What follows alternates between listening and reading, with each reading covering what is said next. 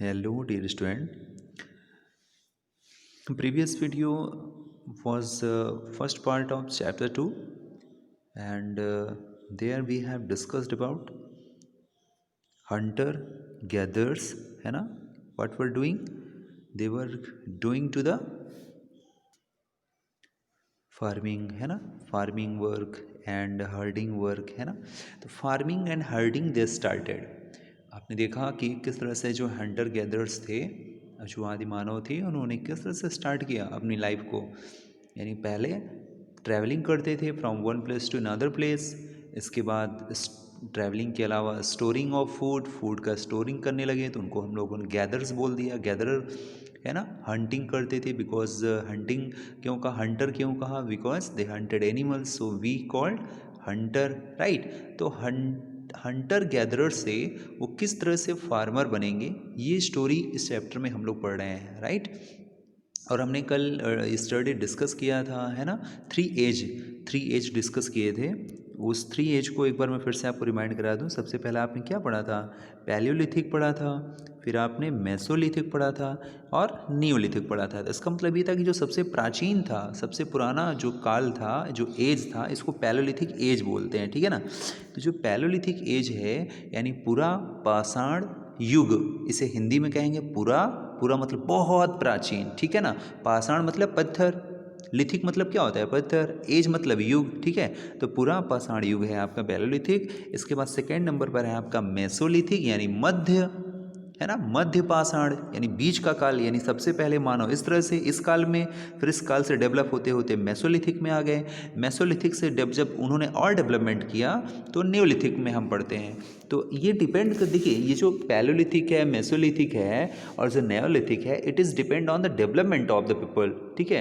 ये पीपल के डेवलपमेंट पर डिपेंड करता है। पीपल जैसे जैसे डेवलप करते गए, हमने उसको उसी काल में बांट दिया। और हमने स्टडी वी हैव डिस्कस कि पैलियोलिथिक का जो टाइम था वो कितना पुराना था, है ना? हमने 20 लाख ईयर्स एगो से हमने कहाँ तक पढ़ा था? 12,000 ईयर्स, है ना? ये इतना इतना एक लॉन्ग टाइम पैलियोलिथिक जो आपका एज है, पूरा पाषाण जो एज है, सबसे प्राचीन काल जो है वो इस टाइम को मिलता है। अच्छा, हम इसको पाषाण क्यों बोलते हैं, लिथिक क्यों बोलते हैं? लिथिक मतलब क्योंकि इस समय के जो लोग थे, पत्थरों का ही औजार सबसे अधिक प्रयोग करते रहे।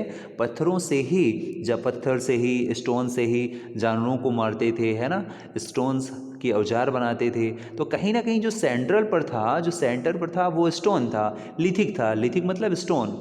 तो ये जो स्टोन सेंटर पर था, इसीलिए इसको हम लोग, इस जो एजेस को हम लोग क्या बोल रहे हैं? लिथिक बोल रहे हैं। मेसोलिथिक में हम क्या पढ़ते हैं? मेसोलिथिक में आगे हमने पढ़ा था किस तरह से उन्होंने फिर हर्डिंग शुरू कर दिया, है ना? पशुपालन शुरू कर दिया। इंडिया में, भारत में आपके बहुत सारे, यानी इंडियन सब कॉन्टिनेंट में बहुत जगह पे सात चिन्ह के एविडेंस मिलते हैं मेसोलिथिक में। और इसके बाद जब इन्होंने और अपने आप को डेवलप किया, तो हम इनके बारे में नेओलिथिक में पढ़ते हैं, ठीक है? तो अब जो आगे हम पढ़ने वाले हैं वो लगभग कहीं ना कहीं नेओलिथिक तक की बातें हम लोग इस चैप्टर में पढ़ लेंगे, ठीक है? स्टूडेंट्स, अगर आपने लास्ट वीडियो नहीं देखा है, first part of second chapter, तो पहले आप उसको देखिए, राइट? तब जाके आपको ये सेकेंड पार्ट समझ में आएगा, ओके? तो अब हमने कल ये स्टडी कर लिया था कि हम लोग क्या कर लिए थे कि उन्होंने फार्मिंग और हर्डिंग ये वर्क स्टार्ट कर दिया था उन्होंने, ठीक है? अब देखते हैं a new way of life, और उनकी लाइफ की एक नई शुरुआत होती है और किस तरह से वो एक नया जीवन अपना स्टार्ट करते हैं। अब वो और क्या क्या चीज़ें सीख रहे थे, ठीक है ना? दे वर लर्निंग कंटिन्यूअस, है ना? वो कुछ ना कुछ सीख रहे थे, है ना? तो देखेंगे इसमें, if you plant a seed, common सी बात है, if you plant a seed you will notice it takes some time to grow. अगर आप कोई सीड प्लांट करते हैं तो सीड लगाते ही पौधा तुरंत नहीं बड़ा होता, समय लेता है, राइट? तो दिस में भी सेवरल डेज, इसमें बहुत सारे दिन लग जाते हैं, वीक्स कई हफ्ते लग जाते हैं, कई सारे मंथ्स लग जाते हैं, है ना? जैसे कोई छोटा सा प्लांट अगर आप लगाएंगे, बीज अगर आपने बो दिया है, तो उसको बड़े होने में समय लगता है ना? इन सम केसेज ईयर, कभी कभी तो साल लग जाते हैं, है ना? कि जब प्लांट आपने आज आपने बीज बोया है, उसको प्लांटिंग किया है, कोई प्लांट आपने लगाया है, या आपने कोई सीड क्या कर दिया है, उसको बो दिया है, ठीक है? तो उसके बाद वो कितना समय लेगा? काफ़ी बहुत समय लेगा ना? बहुत समय के बाद वो जाके बड़ा होगा, तब जाके उसमें कुछ फ्रूट्स आएंगे, तब जाके आपको खाने पीने के लिए मिलता है। तो क्या हो रहा था, इनके समय भी ये लोग भी सीड के बारे में जान चुके थे, ठीक है? People began growing plants people जो लोग थे, when people began growing plants it mean that they looking after, एक मिनट यहाँ से देखेंगे आप, ठीक है। When people began growing plants it mean that they had to stay in the same place for a long time. जब लोगों ने क्या किया, ये काम शुरू कर दिया ग्रोइंग प्लांट्स का, तो इसका मतलब ये था कि it had to stay in the same place, यानी अब जो हंटर गैदरर्स थे, जो इधर से उधर कहीं ना कहीं इंडिया में घूमते रहते थे, अब उनको एक ही प्लेस में क्या करना पड़ेगा, रहना पड़ेगा। क्यों रहना पड़ेगा? क्योंकि जो उन्होंने प्लांट लगाया है उसकी रखवाली भी तो करनी है, उसकी सुरक्षा भी तो करनी है, सिक्योरिटी भी तो करनी है। अब प्लांट लगा दिया है, वो तुरंत तो होगा नहीं, उस तुरंत आज प्लांट लगाया और कल से आपको उसमें से फ्रूट्स है, ग्रेन्स है, ये सब कुछ मिलने लगेगा, राइट। अगर आपने if you have started cultivation so it will take a several days, several months कह सकते हैं, बहुत सारे इसमें महीने लग जाते हैं इसको प्रिपेयर्ड होने में, राइट। तो अब आपको उसकी सुरक्षा भी तो करनी पड़ेगी। आप लगा के कर बाहर जाओगे तो कोई ना कोई एनिमल्स आएगा, उसको खा जाएगा, कोई भी किसी प्रकार से उसको नुकसान पहुंच सकता है, ठीक है। तो आपको उस जगह पर रहना पड़ेगा। तो अब हंटर जो गैदरर्स थे, अब वो क्या करने लगे, अब एक ही प्लेस पर रहना शुरू कर दिए।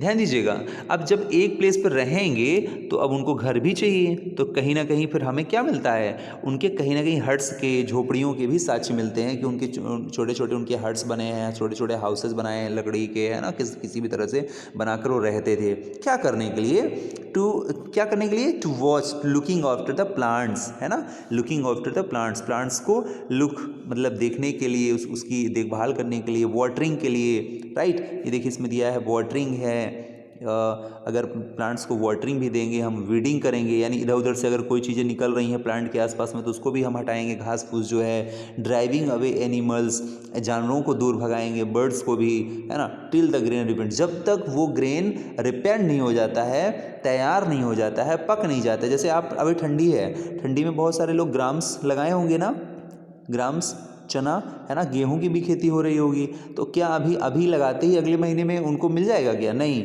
आप देखेंगे कि होली का टाइम आ जाता है लगभग उधर, है ना, यानी मार्च के टाइम के आसपास, मार्च अप्रैल आ जाता है, तब जाके गेहूं की क्या होती है, हार्वेस्टिंग होती है, यानी ग्रेन्स की हार्वेस्टिंग शुरू होती है। तो इतना समय लग जाता है, राइट। 5 से 6 मंथ लगभग इसमें लग जाते हैं प्रिपेयर होने में। तो इसी तरह से जो आज हो रहा है ना, ये लोग अभी सीख रहे थे, राइट। तो ये paragraph I hope you have to understood, है ना। Birds till grain ripened and then the grain had to be used carefully. ये देखिए, as a seed, as a food, as a gift, store for food. Next reading है, as a grain had to be stored for both food and seed, people had to think of way of storing it. अब क्या होता था कि मान लीजिए उनका क्या हो गया, ग्रेन्स प्रिपेयर्ड हो गया है, तो अब उसको स्टोर भी तो करना है, कहीं ना कहीं सुरक्षित रखना। जैसे आपके यहाँ पे कोई भी ग्रेन आते हैं तो उसको आप किसी की टंकी में भरकर, है ना, कहीं सुरक्षित रखते हैं ना, दवा ववा डाल के उस पर रखते हैं, तो इनको भी तो सुरक्षित करना था ना, ऐसे खुले में थोड़ी रोक सकते हैं, है ना। And seed, people had to think of it, people को क्या करना था, स्टोर करने का एक रास्ता ढूंढना था। तो उन्होंने फिर क्या किया, इन मैनी एरियाज, बहुत सारे एरियाज पर, they began making large clay pots, उन्होंने बड़े बड़े जो मिट्टी के बर्तन हैं उन्हीं पर इन ग्रेन्स को रखना शुरू कर दिया। एंड वो बास्केट, यानी जो बास्केट बनाते थे, टोकरी बना लेते थे ना, उसी टोकरी में भी रखना इन्होंने शुरू कर दिया, राइट। डग पिट्स, गड्ढे खोद देते थे, ठीक है, गड्ढे की खुदाई करके वहाँ पर भर के रख देते थे। अब भाई उनको आइडिया नहीं था ना, पहले इतनी फैसिलिटीज़ थोड़ी थी। अब आज से हम कितने साल पहले की, कितने हज़ारों सालों पहले की बात कर रहे हैं, राइट। तो इस तरह से वो आइडिया लेते थे कि इस तरह से हम लोग क्या कर सकते हैं, स्टोर कर सकते हैं, स्टोरिंग ऑफ फूड। अब देखेंगे स्टोरिंग एनिमल्स, अब जो एनिमल्स हैं इनको भी स्टोर करेंगे, तो क्या एनिमल्स को भी गड्ढे में डालेंगे क्या, एनिमल्स को भी बास्केट के अंदर डालेंगे क्या? नहीं भाई, बिल्कुल ऐसा नहीं है, ठीक है। स्टोरिंग एनिमल्स का मतलब दूसरा है। स्टोरिंग एनिमल्स का मतलब ये है कि वो क्या करेंगे, जो एनिमल्स उन्हें फूड दे रहे हैं, फूड का मतलब एनिमल से क्या मिलता है, मिल्क मिल रहा है, राइट, और जो भी चीज़ें मिल रही हैं, जैसे सीप है, सीप से हमें वूल मिल रहा है, तो और जो ऐसे जानवर हैं जिनको मारने के बाद उनकी जो बार्क है, जो उनका जो चमड़ी जिसे बोलते हैं आप ऊपर का, है ना, उसको ओढ़ लेते थे, ठंडियों में पहन लेते थे, उसको कवर कर लेते थे अपनी बॉडी को। तो इस ऐसे एनिमल्स को क्या करने लगे, वो उस अपने आसपास रखने लगे, ठीक है। जैसे गोट है, गोट है, काऊ है, बफेलो है, तो इनसे इनको मिल्क मिल रहा है ना, डियर है इनका। तो कुल मिला के ऐसे लोगों को क्या करने लगे, वो रियरिंग एनिमल्स, इन्हीं को बोलते हैं रियरिंग एनिमल। रियरिंग एनिमल का मतलब ये था कि एनिमल्स को रियर करने लगे, पालने लगे थे, ठीक है। तो इस तरह से जब इनको पालने लगे ना, इसी बात को हमने क्या कह दिया, स्टोरिंग एनिमल्स कह दिया। क्या कह दिया, स्टोरिंग, यानी एनिमल्स को भी स्टोर करने लगे, अपने आसपास रखने लगे, उनकी भी सुरक्षा करने लगे, वो जहाँ रहते थे उनके लिए भी झोपड़ियाँ बनाना शुरू कर दिया। तो देखिए एनिमल्स मल्टीप्लाई नेचुरली। क्या होता है कि जो एनिमल्स होते हैं, मल्टीप्लाई नेचुरली का मतलब ये थी कि एनिमल्स अपने आप जैसे ग्रो करते हैं ना, जैसे अब गाय है, फिर बछड़ा होगा, है ना, जो भी है, तो फिर उसके बाद में, है ना, इस तरह से वो ग्रो करते रहते हैं, है ना। एक गाय है, फिर उसका बच्चा हुआ, फिर वो और बड़ी हो जाती है, फिर और छोटे छोटे बच्चे हो जाते हैं, तो गाय। तो इस तरह से animals multiply naturally besides if they are looked after carefully.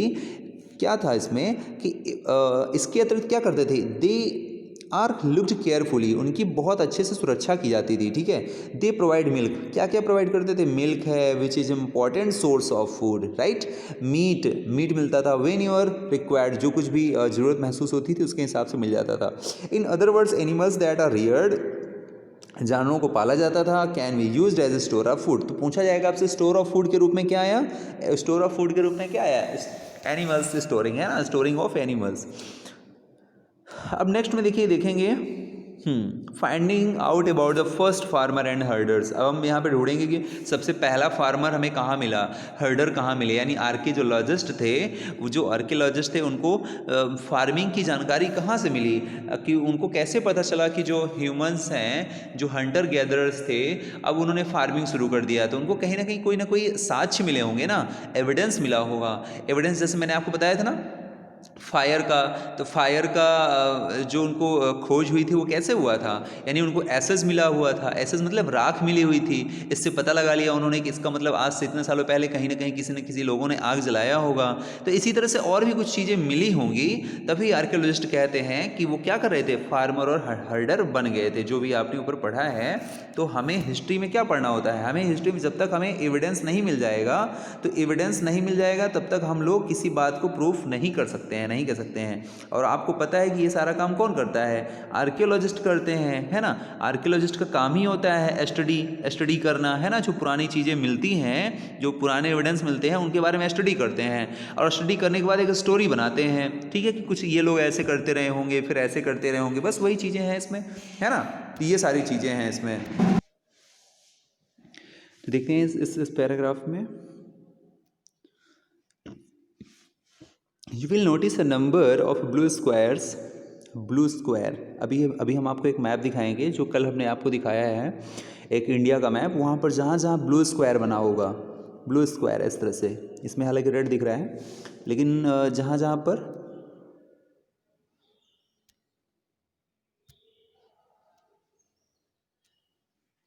Blue square बना होगा ऐसे, तो वो क्या प्लेसेस होंगे, अभी आगे उसके बारे में पढ़ते हैं। उन्हीं स्क्वायर्स के बारे में बताया गया है कि ईच मार्क्स अ साइट। वो क्या थे, एक साइट थे। साइट मैंने कल हम पढ़ाए थे ना आपको, साइट क्या होती है ना। फ्रॉम वेयर, जहाँ से archaeologist have a found evidence, जो आर्कियोलॉजिस्ट हैं उनको एविडेंस मिलता है ऑफ अर्ली फार्मर एंड हंडर्स, जो हमारे प्राचीन फार्मर और हर्डर्स थे, उनके एविडेंस साक्ष्य मिलते हैं कि हाँ वो पहले फार्मिंग करना शुरू कर दिए थे। These are found all over the subcontinent, ये भारत के हर जगह से मिलते हैं, ठीक है ना, इंडिया के हर जगह से इनके साक्ष्य मिलते हैं। Some of the most important ones are in the north west. North west का मतलब क्या है, नॉर्थ वेस्ट का मतलब ये कि जैसे ये आपका सब कॉन्टिनेंट है, तो नॉर्थ क्या है, नॉर्थ आपका ऊपर और वेस्ट आपका इधर है, यानी इस एरिया पे, ठीक है ना, पाकिस्तान वाला जो एरिया है, यहाँ से अभी हम बात करेंगे यहाँ से कि नॉर्थ वेस्ट से कौन सा एरिया आपको मिल रहा है। इसमें सबसे इंपॉर्टेंट आपका एक नेम आता है मेहरगढ़। क्या नाम आता है, मेहरगढ़, याद रखिएगा। जो जैसे ये आपका हम मैप बनाएं अगर यहाँ पे थोड़ा सा समझने के लिए आपके लिए, जैसे ये इंडिया का मैप है, तो हमने बताया था कि जो पूरा सब कॉन्टिनेंट है ये इंडियन सब कॉन्टिनेंट था। तो नॉर्थ तो हमारा ऊपर वाला एरिया होता है, वेस्ट हमारा ये वाला एरिया होता है, तो नॉर्थ वेस्ट क्या होगा, इसके बीच का एरिया होगा। तो यहीं पर हम देखेंगे कि मेहरगढ़ मिलेगा हमें। मेहरगढ़ से ही सबसे पहले हमें क्या साक्ष्य मिलते हैं, राइट। मेहरगढ़ से ही हमें साक्ष्य मिलते हैं, एविडेंस मिलते हैं, किसके, फार्मिंग के, राइट। अभी हम देखेंगे आज प्रेजेंट डेट में मेहरगढ़ कहाँ है, पाकिस्तान में है। तो देखेंगे इसमें you will notice a number of blue square each marks site from where archaeologist have found evidence of early farmer and herders there are found all over the subcontinent some of the most important ones are in the north west in a present day Kashmir. और कश्मीर में भी, यानी कश्मीर में भी हम देखेंगे अभी कश्मीर में क्या है, बुर्ज होम, जिसके बारे में हमने पढ़ेंगे, क्या नाम है, बुर्ज होम, ठीक है। तो कश्मीर में बुर्ज होम पढ़ेंगे। In the east and south India, यानी हम हर जगह से हमें कुछ ना कुछ मिलेगा, साउथ इंडिया से भी कुछ ना कुछ साक्ष्य मिलेंगे, एविडेंस मिलेंगे। ईस्ट से इंडिया के ईस्ट से भी, जैसे ये इंडिया है तो यहाँ ईस्ट से भी साक्ष्य मिलेंगे हमें, नॉर्थ वेस्ट से भी मिलेंगे, नॉर्थ से भी मिलेंगे, साउथ से भी मिलेंगे, यानी पूरे सब कॉन्टिनेंट से हमें कहीं ना कहीं एविडेंस मिलेंगे, जिससे प्रूफ हो जाएगा कि हाँ वो लोग फार्मिंग या हर्डिंग का वर्क करते थे। To find out whether these sites were settlements of farmer and herders, scientists study evidence of plants and animal bones।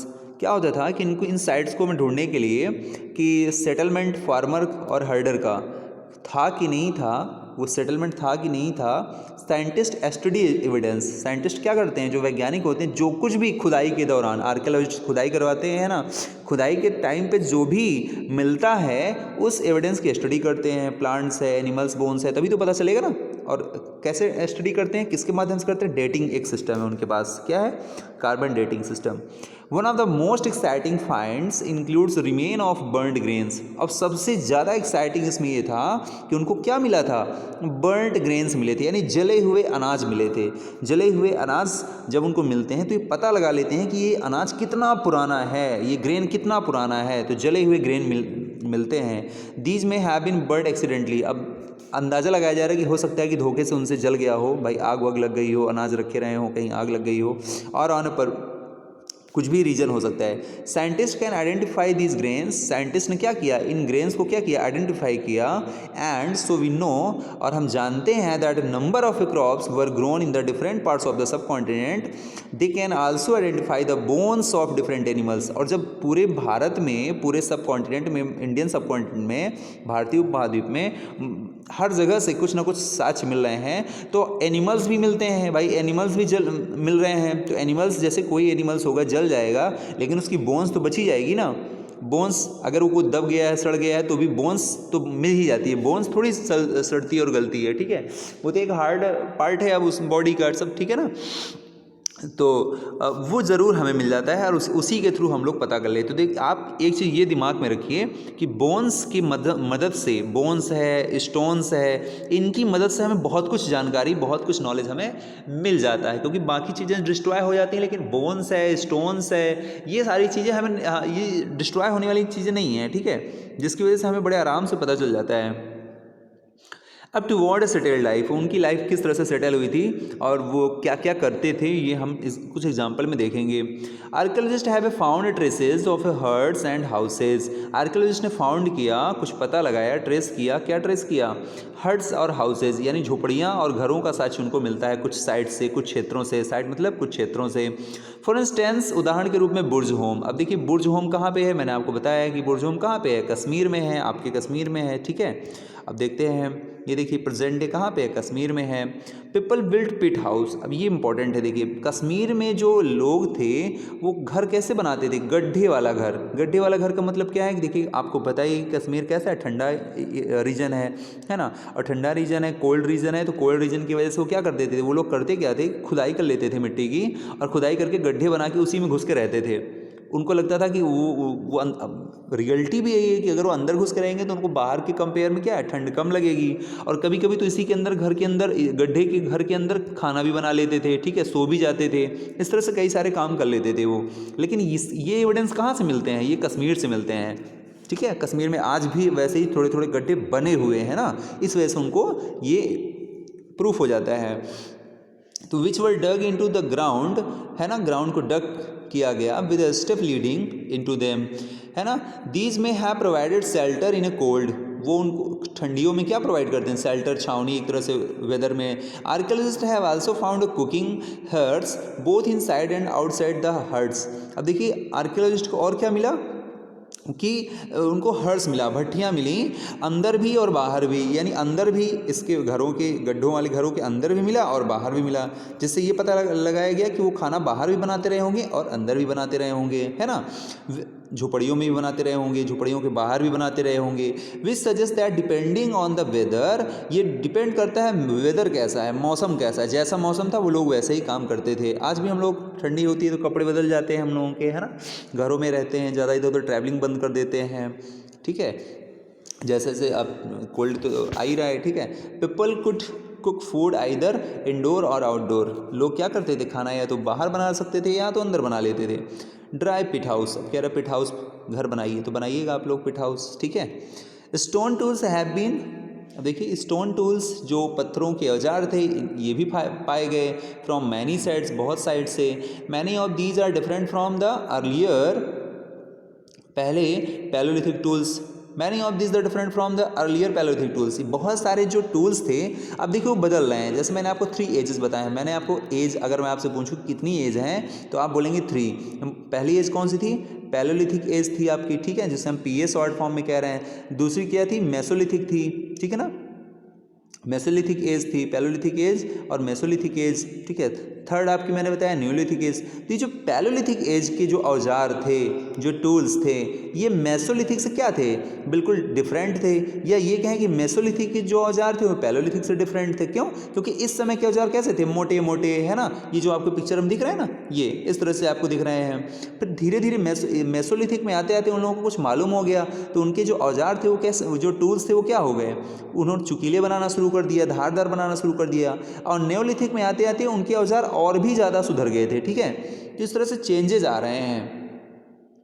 ये देखिए palaeolithic tools, that is why they are called neolithic, क्योंकि ये क्या था, many of these different from the earlier palaeolithic tools, that's why, reason क्या था कि दे are called Neolithic, हम इन्हें क्या बोल सकते हैं, नियोलिथिक कह सकते हैं।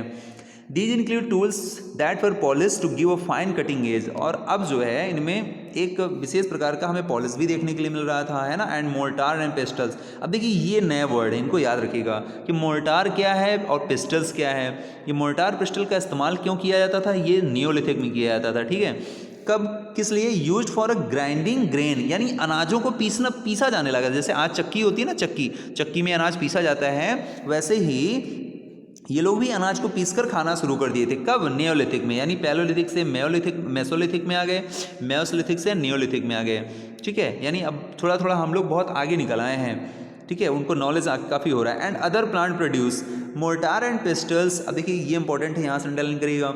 Mortar and pestles are used for grinding grain even today, आज भी इनका इस्तेमाल होता है। जो मोर्टार होते हैं ना, इनका इस्तेमाल, जो आपकी जो चक्कियाँ हैं, इनका इस्तेमाल आज भी तो आप लोग इनसे पीस रहे हैं। Several thousand year later at the same time tools of palaeolithic types continue to be make and used and remember some tools are also made of bones. आपको याद रखना चाहिए कि जो पैलोलिथिक टूल्स थे वो भारत के अन्य क्षेत्रों पर कहीं पर कम इस्तेमाल होने लगे, कहीं पर ज़्यादा, लेकिन कहीं ना कहीं कुछ ना कुछ इस्तेमाल होते ही रहे।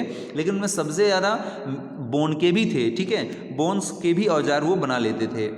ये देखिए पिक्चर दिख रहा है आपको।